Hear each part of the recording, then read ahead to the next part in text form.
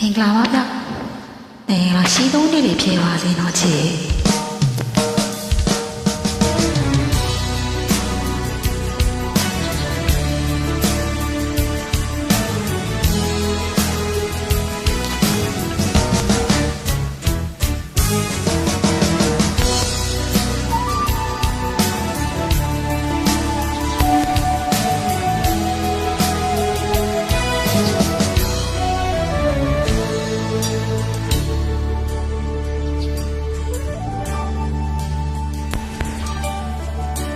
ချစ်လမ်းမြေကပ်ပြီး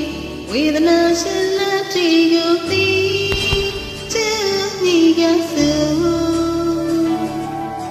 ချစ်နေကလိုက်ကကိုခေပြမဆန်းတော့ချစ်မို့ပြန်မလာသူရဲ့ပြေလို့ကိုအပြောရဲ့ခဲ့ပါဘူး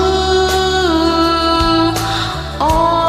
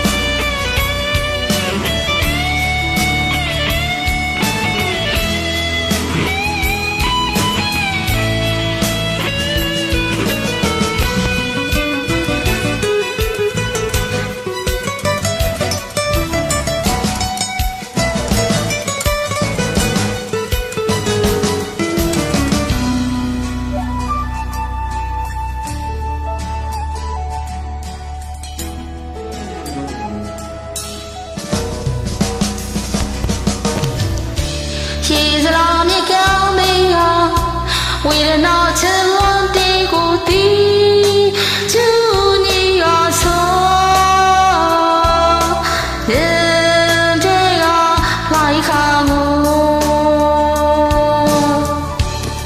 ပြန်စံတော့ရှိမှုပြန်မလာသူရဲ့ဒီလိုကိုမပြောချင်ခဲ့ပါဘူးအော်မမရဲ့ခဲ့ပါဘူး